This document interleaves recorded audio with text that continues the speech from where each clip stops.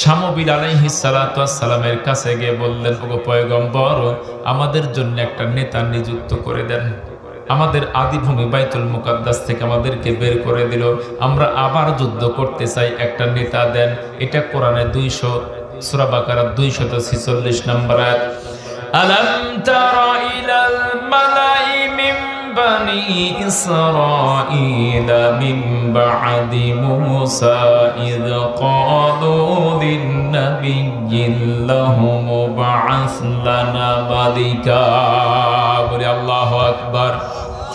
আমার মুসলমান ভাইরা তারা বললেন, ওগো পয়গম্বর, একজন নেতা আমাদের জন্য নিযুক্ত করে দেন, যার নেতৃত্বে আমরা যুদ্ধ করতে পারবো। আমার মুসলমান ভাইরা, লম্বা ইতিহাস শেষ পর্যন্ত শামবিল আলাইহিস সালাতু ওয়াস সালাম বললেন, নুকাতিল ফি সাবিলিল্লাহ। এমন তো হবে না ইতিপূর্বে মুসা নবীর সঙ্গে যে ব্যবহার তোমরা করেছো, এই কথা আবার তোমরা হয়তো বলবে না যে হুজুর আপনি যুদ্ধ করেন গে। আমার মুসলমান ভাইরা, শেষ পর্যন্ত শামবিল আলাইহিস সালাতু ওয়াস সালাম ডাক দিয়ে বললেন, তোমাদের নেতার নাম কি হবে? ওয়াকালা লাহুম নাবিয়্যুহুম ইন্নাল্লাহা ক্বাদ বা'আসা লাকুম তালুতা মালিকা। আল্লাহু আকবার। নবী ডাক দিয়ে বললেন, তোমাদের যিনি নেতা হবেন তার নাম হবে তালুত। জোরে বলেন, কি হবে? তালুত। তারা ডাক দিয়ে বললেন, তালুত কিভাবে আমাদের নেতা হয়?